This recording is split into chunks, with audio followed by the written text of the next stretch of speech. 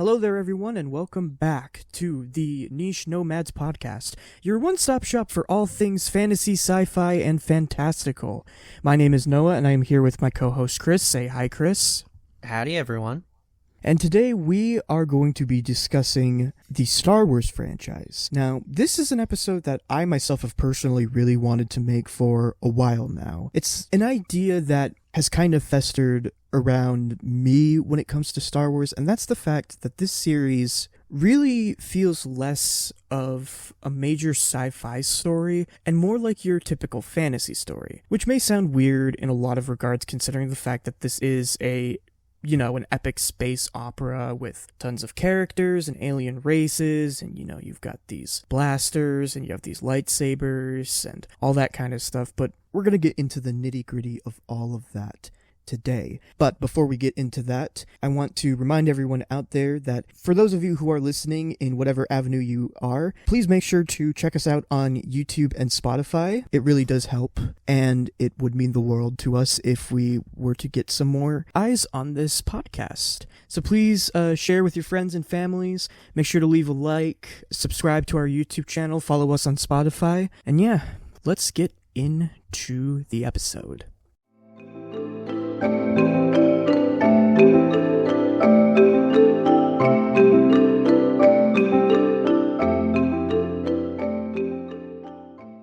So I'm pretty sure everyone out there knows what Star Wars is. If you don't, that is genuinely surprising. This was, for the longest time, the biggest, I would say, movie franchise of all time. Do you think this was, for a while, it was the biggest film franchise to ever exist? I would say it was definitely the most well-recognized science fiction, quote-unquote, genre of its time. And even now, when people typically think of science fiction, most are going to think Star Wars. Maybe Star Trek is a close second. But I think in our collective minds, a lot of people associate Star Wars as the quintessential sci-fi genre. Oh yeah, most definitely. Specifically when it comes to film, these movies were extremely innovative for the sci-fi genre, and they were also extremely profitable. The amount of Star Wars merchandise that did, and to this day still does exist because it's now owned by Disney, and of course there's going to be merchandise, is huge. I myself personally have a little shelf that is dedicated to all kinds of Star Wars memorabilia out there. I mean, this was, for the longest time, I would say, the biggest franchise to exist. It isn't anymore, and that's for a couple of reasons, but yeah, there's no denying the impact that this had on pop culture, nerd culture, all that kind of stuff. Definitely. But what a lot of people, this might sound a bit nitpicky, but what a lot of people probably don't realize is that Star Wars, if you want to go by a more purist definition of what sci-fi is not exactly what your average sci-fi nerd might call hard sci-fi, or a genre that basically has the quintessential kind of spirit of science fiction, putting science first within whatever world you're doing. And Star Wars, oddly enough, though it's probably the most well-known, doesn't really focus, on the science part. A lot of people have kind of coined the term science fantasy. Yeah, which seems to be the most accurate, I would say, interpretation of this franchise. It should also be worth noting for anyone out there who thinks that because we are saying, Star Wars isn't really sci-fi, that negates the enjoyment that you might get out of this franchise. That's not at all what we're trying to do here. We're just being nitpicking nerds, being all technical about definitions and stuff like that. But it's an interesting talking point to have when you really think about it. What truly is science fiction, and what series really do fall into that kind of genre? Because Star Wars on its own, yes, it is a spacefaring civilization. It is across multiple planets, multiple galaxies. There's tons of alien races.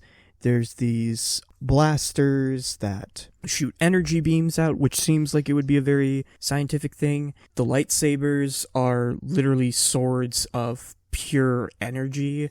That seems like it would also be a very scientific thing. But all of that really doesn't matter because we don't really get any sort of... It's more like an aesthetic. Yeah. We don't really get any sort of explanation as to what any of this stuff is, how it works, what's the impact it has had on civilization. I mean, we sort of get that, but it's especially in the extended universe, but we're more talking about main line of movies, which most people who know Star Wars, that's going to be the only thing Star Wars they really digest. Maybe some of the TV shows. Yeah, especially since I think Disney decided to make a bunch of the extended universe novels non-canon, which was... Yes. It's just a lot really weird decision. Most of the stuff that was made by George Lucas Films is now what is considered Star Wars Legends. That's where you're going to find a lot of the more hard sci-fi stuff, where they go into deep details, how like blasters work and all that. But you don't really see that in the new canon of Star Wars. You see some of it, but definitely not to the same degree. Now, mind you,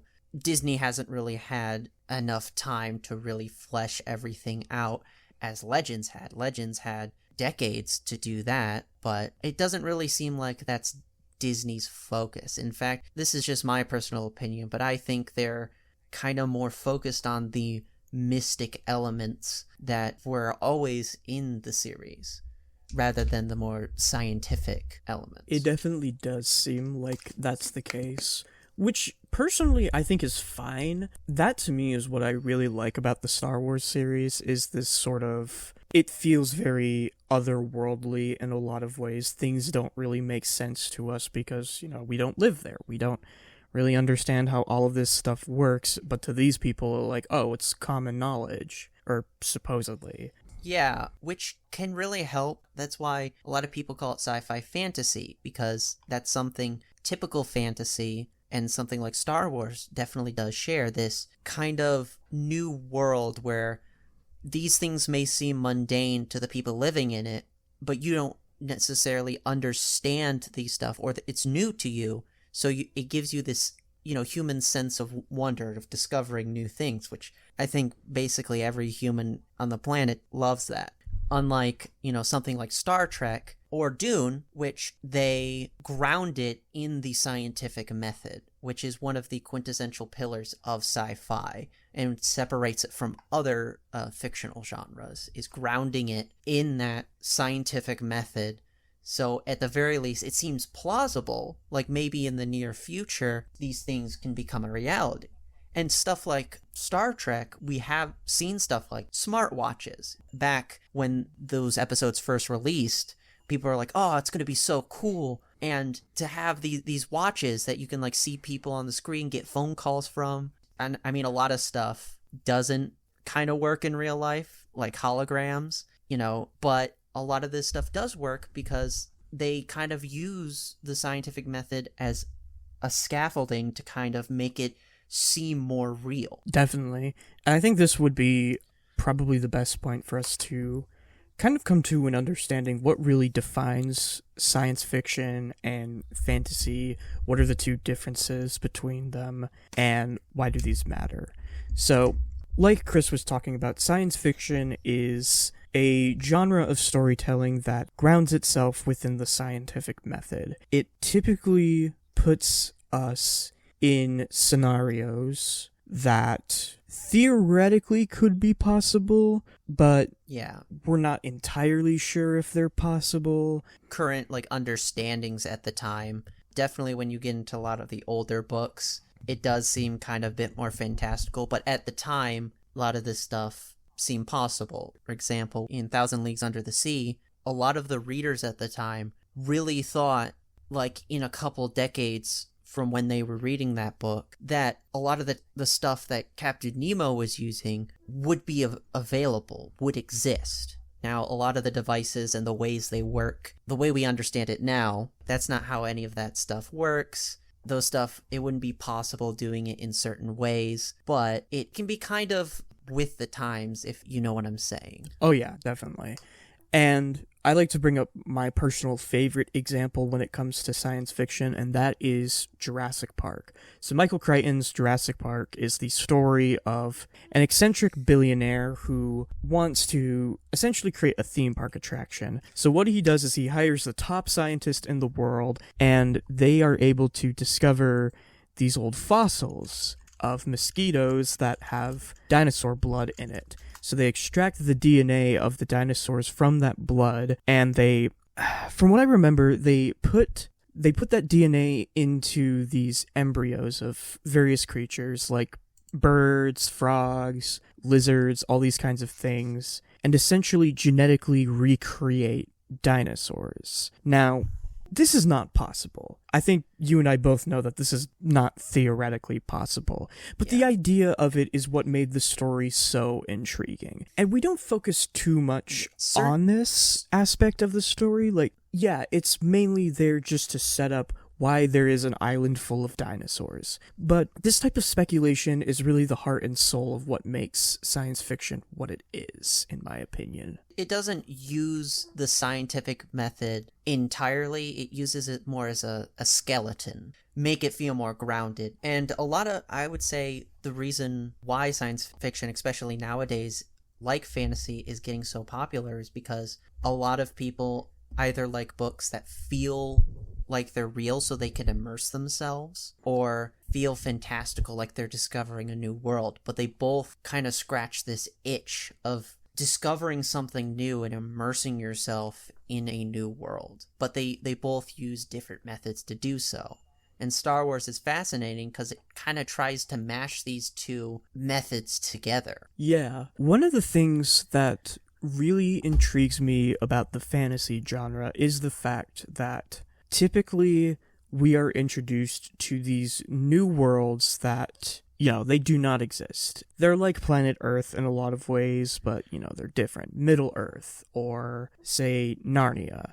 There's ways you could potentially get to these worlds, or you're just born into these worlds, and we're seeing it from, like, an outsider's perspective. And that's kind of the same thing with Star Wars. Now, this does bring me back to when you and I went to go see Dune Part 1 in theaters. Like, I remember seeing that film, and it was revealing, like, the year it was. I don't remember what the year was. It was like 11,000 something. I was like, what the heck? It takes place 24,000 years after the modern day. Yeah, and it starts on this planet called Caladan. So, you're kind of led to believe, like, oh, this is a sci-fi opera where we have all these different planets and civilizations, but it does base itself off of real history. All of this, like Kris just said, does take place 24,000 years in the future. Earth is probably gone at this point. Humans are now living on several different planets, and yeah, it is heavily implied in the extended universe that Earth is gone, though it's not entirely directly confirmed, but it definitely does try to ground itself. The time length, I believe, is used so it can be separate enough. It can still be connected to our history and feel grounded, but separated enough to where it doesn't have to really do all these things. It's not as connected to the past. Just like how 30,000 years ago to the past, we're still connected in some ways to the Bronze Age, which was about 30,000 years ago in the past. We still count our days in 24 hours, which is based on, the Mesopotamian 24-based counting system, which is what they used. But we are still separated enough, and I think that's one of the greater strengths of the gap between modern day and then. And this is one of the things that I am highlighting when it comes to Star Wars, is Star Wars takes place not in a speculative future. It doesn't take place in a world where, as far as we know, it takes place a long time ago in a galaxy far, far away. That quote that begins every single Star Wars movie. This takes place a long time ago in a galaxy far, far away. So it's already kind of separating it from our own standing in the universe. Like, these people do not know Earth exists. Earth never existed to these people, which is what makes it a little bit different, and in my opinion, a little bit more fantasy, because typically when we want a science fiction story, we want to, in some ways, ground ourselves to our current reality. And a lot of science fiction settings are based on Earth or in our solar system or Milky Way galaxy. And that's not to say that they can't expand beyond that. I mean, as we just discussed, Dune is probably the best example. But we always are going to remember this to be like a piece of our history, or at least the people in this series will remember this as a piece of history. And it's all of us kind of, theoretically seeing ourselves at this point in time, cusp of like discovery or something like that. Whereas Star Wars is, to be fair, as much as we would like to say, oh, we'd really like to find the galaxy that it takes place in, we're probably never going to find it. I mean, obviously we're never going to go find it. It's not real, but you know what I mean? Is like, even if we were going to take it from that speculative angle, it's like, it doesn't really work in that kind of traditional sense. It's kept purposefully ambiguous, and I think rightly so, because they don't really want to. Star Wars as a setting doesn't really want to focus on that. It's like, oh, where did the humans come from? In a lot of cases, they were just on multiple planets near the inner core. They really focus on more of those fantasy-esque elements. Like, this is a galaxy we've never seen before, full of thousands of alien species and planets and ecosystems of mystical forces that science really can't explain. I mean, I know they tried to use like midichlorians and stuff, but even then, you can't really apply like the scientific method, or at least a facsimile of the scientific method, like a lot of hard sci-fi does, to things like the Force, or just some of the weird alien creatures. If you look up anything about the unknown regions, the stuff that comes out of there, especially in Legends, a lot of that stuff is like almost Lovecraftian, but it still tries to give off this image of this almost new world, or new galaxy, as to put it, instead of basing it in the Milky Way like Dune does.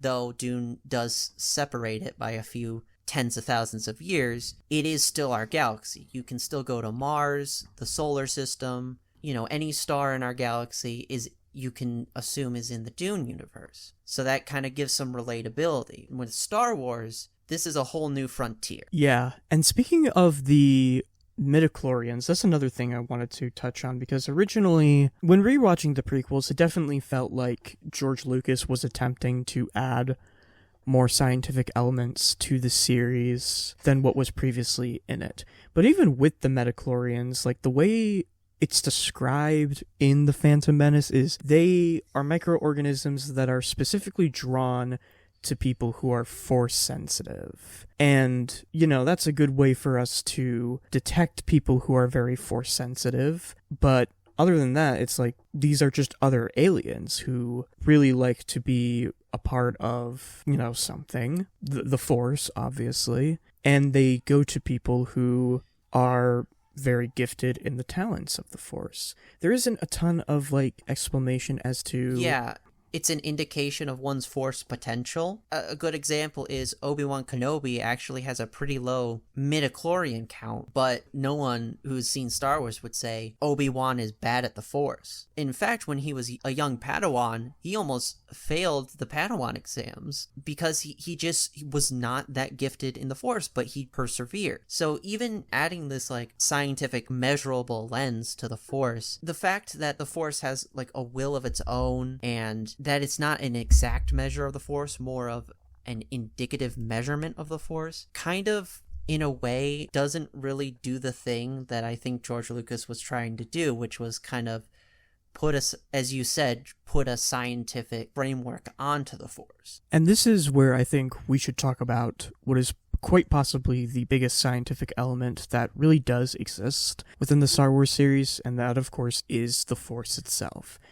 It is the thing that leads the Jedi religion. It is this omnipresent energy field that apparently exists throughout the entire galaxy. Yeah, it apparently has a will of its own and can dictate individuals and the entire galaxy based on its own whims. Yeah, and that almost kind of makes it seem like the Force is some sort of sentient creature, or perhaps a god of some sort. In a lot of ways, it acts more like a mystical sorceress power, because it's talked in universe kind of like a law of nature, like gravity, but it acts more like magic, what you'd find in a typical soft magic fantasy setting. Oh yeah, most definitely. And like I said, personally, this is why I really like Star Wars, because if the Force was just some sort of thing where it's like, oh, it has the ability for you to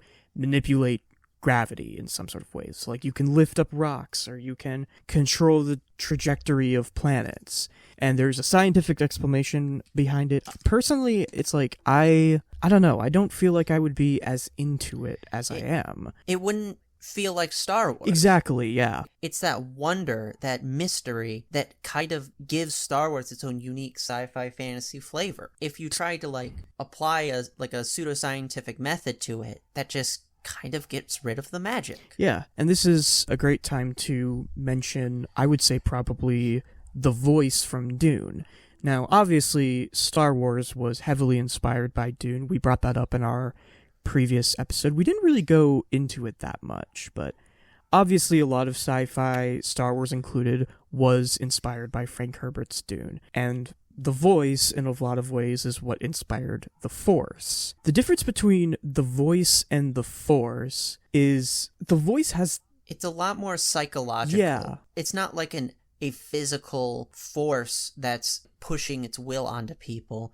It's this art that's been of psychological manipulation that has been honed for tens of thousands of years to the point where it seems like magic, but in reality, it's just tuning your voice in the right way to compel your will onto somebody else's thoughts, which you do see stuff like that in real life, but not to the same degree. This is essentially like psychological manipulation honed over millennia and brought to its rapid extreme. And that's another thing that really separates it from the Force, because the Force, of course, as we already said, is this sort of like magic that the Jedi can use. Yeah.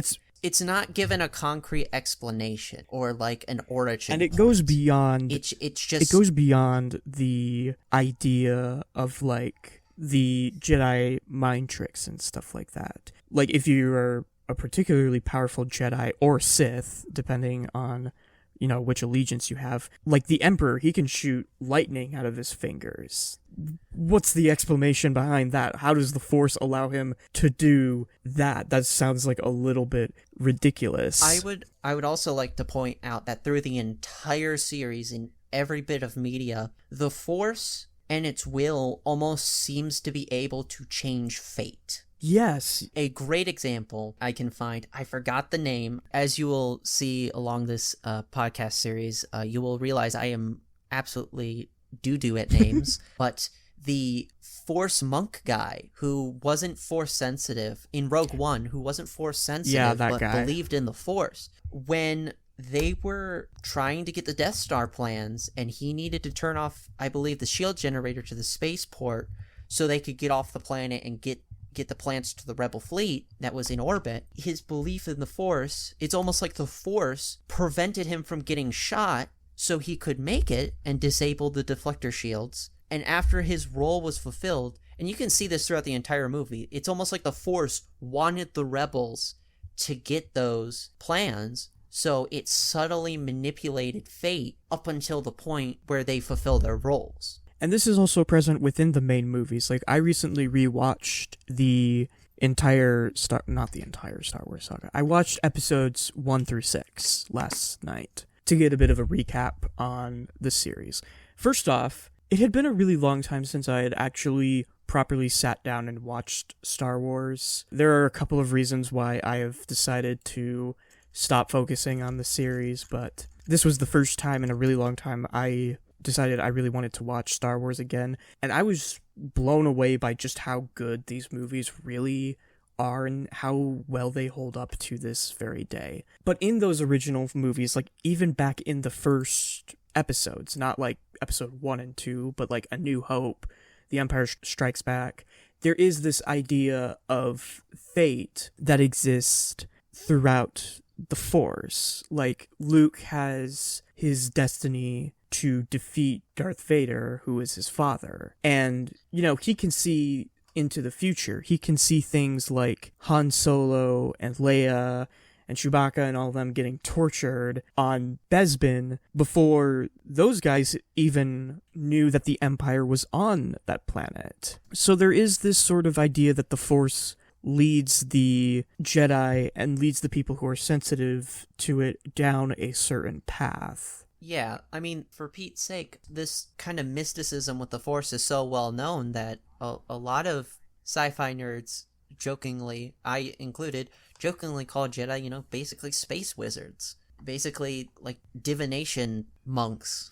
People get so pressed about that when you call things like the Jedi space wizards. They're like, no, you need to take this seriously. It's like, well, we're not insulting it. In my case, I guess some people are kind of insulting it, but in my case, no. It's I'm just pulling the curtains back and calling the kettle black. I mean, I love it, and it's like a trope that is made fun of, I would say, in the hard sci-fi genre that Star Wars doesn't do, which I think makes it more marketable to a lot of audiences, is the lack of technical explanations. Because you can see this all the way in the earliest science fiction novels, like Mary Shelley. Whenever they introduce a new technology or scientific system, into their books or movies, there's usually like a 10 to 15 minute interval where they spend time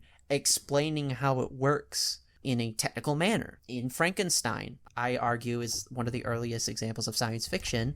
Dr. Frankenstein explains how the electricity resurrects the dead and the method he used to create Frankenstein's monster. But Star Wars, it has technobabble, like a lot of science fiction does, but it really lacks that technical explanation on, like, for example, blasters. No one in the movies ever explains how blasters are the scientific application of hyperspace, but they will use terms that sound science-y. So it allows that veneer of, like, as we said earlier in this podcast, this, like, bow of science fiction, but it doesn't really do any of the deeper genre-defining tropes of science fiction. A lot of the technical stuff, and I think, as you have pointed out, is really put to the wayside more for the entertainment and wonder. Why are these superpower drive allow them to tunnel through another dimension? What is this another dimension? Don't think about it. It's just cool space stuff. Yeah, and there is no problem with that, ultimately. Yeah, it's the same reason why in, like, The Lord of the Rings, people don't really ask for an explanation on why, like, a lot of the magical characters can do what they do. I mean, the explanation is just they're magical. They have the power. And that's not a bad thing, but I find it interesting that a lot of people will associate, and a lot of sci-fi lovers hate it when there's not a technical explanation for certain things that are obviously supposed to be explained. And a lot of bad science fiction novels will actually skip that. But Star Wars somehow is able to kind of have this balance of aesthetically sci-fi, but functionally more like a Western or a fantasy novel. I would say it's really hard to do, and I don't think anyone has been able to really replicate that perfect balance of wonder and grounded. Yeah, and going back to what you said about the whole scientific explanation about things, like how a lot of sci-fi stories will take a moment to explain what's going on, how this stuff kind of works, and all that kind of stuff. This is why I personally really prefer the fantasy genre, because the fantasy genre, it'll sometimes have, like, brief explanations to things, but for the most part, fantasy is one of those genres where you kind of just go with it. And if you allow yourself to kind of just go with whatever is going on, you have more time to focus on the characters, on the overarching story, on the events that are taking place, and you can ask these kinds of questions and you can answer them. But for the most part, these are things that are not meant to be understood because they don't theoretically exist. They were never going to exist. The floor for the expectation of disbelief is much lower. in like fantasy. I would say in most genres compared to sci-fi. As you said, some of these things might have an explanation. Some of them might just not. Some of them might have an explanation, but the author's never going to say it. Their lips are sealed, unlike sci-fi. And it's very hard to have a technical explanation of stuff while also weaving it without like breaking the flow of the narrative. That's actually one of the issues a lot of earlier science fiction novels had that kind of stunted their growth from being popular, is kind of the break in the flow of the narrative to explain these things, because a lot of these early science fiction writers were science nerds. But I think a lot of the more famous stuff like Star Trek and Dune are able to do that well. But the fact that Star Wars kind of gives you that feeling, like that technical feeling, without actually having to do any of like the main hurdles that might stunt the popularity with sci-fi, but still somehow becoming like this omnipresent example of scientific fiction, I think is kind of a miracle. Because a lot of other series has tried to do that. A lot of movies have tried to do that. I forgot the name of it. There was one where this girl went to Mars, and like there was an entire society on Mars. It was like in the mid 2000s. It was supposed to be, I forgot the name, but it was supposed to be. I think I know what you're talking about. I don't know if it's Mars. Are you talking about Jupiter Ascending? Yeah, Jupiter Ascending. Because I would say that was also science fantasy, but it really didn't hit the mark with audiences. And I would say a lot of these movies really just don't hit the mark because they don't have this balance, this wonder. And you have been very vocal about this to me, but I think it's a good segue to the reasons why maybe people aren't as enthused about Star Wars as they were. And I think one of the reasons is kind of, how to put it, this kind of Marvel Cinematic Universeization of kind of the Star Wars universe. Yeah. A lot of the new media is connected, everything is explained, and there's just no room. I'm not saying this is the only problem. There are a multitude of problems, but I think it's a good segue to say a lot of the newer media isn't really hitting those beats that allow Star Wars to resonate with a lot of people. This wonder, this mysticism, these self-contained stories of these individuals in a wider galaxy. Yeah, and when rewatching the original Star Wars movies, the original trilogy that George Lucas made in the 80s, realistically, you only see like a handful of what this galaxy has to offer. You have the Empire, and you have Tatooine, which is this, it's this desert planet that is mostly made up of either moisture farmers or smugglers and bounty hunters. Then you have the Rebel base, which is on Yavin 4. Hoth is this very desolate ice planet. Bespin is kind of this place that... A lot of it's... Oh, sorry, continue. Bespin is this kind of planet that exists outside of the control of the Empire. Endor is just a forest moon that the Empire uses. We really don't see a lot of like the larger civilizations that we would eventually see in later films. We would see things like Naboo and Coruscant, and we would get a bit of a deeper understanding of how the Republic worked and how the politics of the Star Wars galaxy worked at the time. But in those original movies, there is really not a lot to it. And that's the interesting thing, is Star Wars feels larger than life, but when you go back and rewatch those original movies, you really are only like just scratching the surface of what could potentially be out there. And I think that's one of the things that makes this movie series really good, or used to make it really good, because it was focusing a lot on the intimate setting of a couple of characters and what they are doing, rather than trying to tell us what the entire galaxy is doing at this time, how they're reacting. Yeah, that they were a small part of a greater galaxy. And the thing I'd like to point out, of all those planets you mentioned, a lot of the ones in the original setting were in the Outer Rim. They were in, basically the Appalachians of the galaxy, the West Virginias of the galaxy. Not to diss on anyone from West Virginia, but not very well developed part of the galaxy, And we did get these mentions of places of like the Inner Core and even like of the Separatists and the Clone Wars. Heck, the Clone Wars, I would think, is the biggest example. Just a small mention from Ben Kenobi in the first movie turned into an entire trilogy, multiple TV shows, dozens of characters. I think because it was intriguing enough. It was just mentioned offhand, but still given this gravity of an importance, like there's a history to this, and it gave people that kind of curiosity. It's like, well, what's the Clone Wars? It must have been super, like, important for this, like, wise and this aged and wise Ben Kenobi to mention it. It was apparently a big event in the galaxy's history, but in the original trilogy, we don't learn anything else about it. Other than what Ben Kenobi just mentioned, yeah. Yeah, which all he mentions is the Clone Wars was an important event. You know, that's like telling an alien, just mentioning World War I and II offhand, and then never elaborating on it. And that's also kind of how I felt about Dune, because in Dune Part 1 and 2, we really only see, like, 3 planets. We see Caladan, the home planet of House Atreides. We see the home planet of the Harkonnens. I forgot the name of that planet, unfortunately.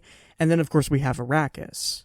There's this entire galaxy out there with all of these different guilds and factions, all of this different... The great houses. All these houses. The royal court, spacing guilds.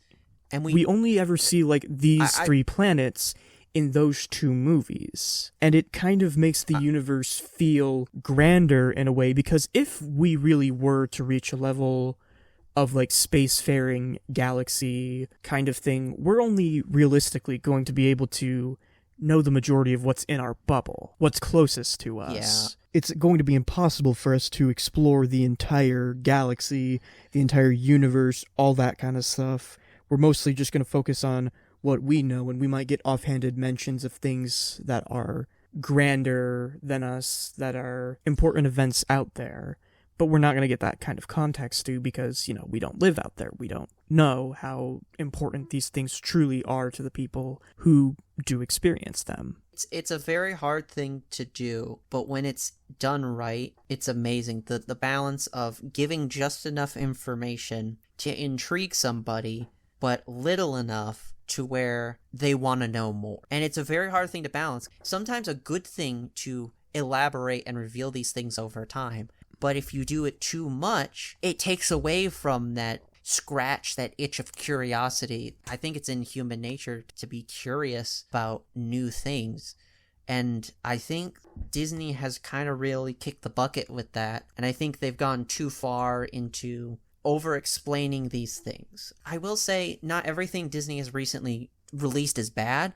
I think they have really done well when they've kind of gone back to form. These people that are a small piece of a wider puzzle of a wider galaxy, that their actions do have effects. The setting they're in is so wide they may not live or get to see the results of those. Yeah. Like in Rogue One, everyone in the team of Rogue One dies, but their sacrifices allow Luke and his band of misfits to eventually, and the greater Rebel Alliance, to destroy them, the Empire. And then you have all this other content that Disney has released, like the Book of Boba Fett. Yeah, Boba Fett is a really popular character despite playing such a minor role in the Star Wars universe, but do we really need, like, an entire backstory of this guy and everything he's been on? The Obi-Wan Kenobi show, like, is it better for us to know exactly what he was doing on Tatooine in between episodes 3 and 4, or is it better for us to just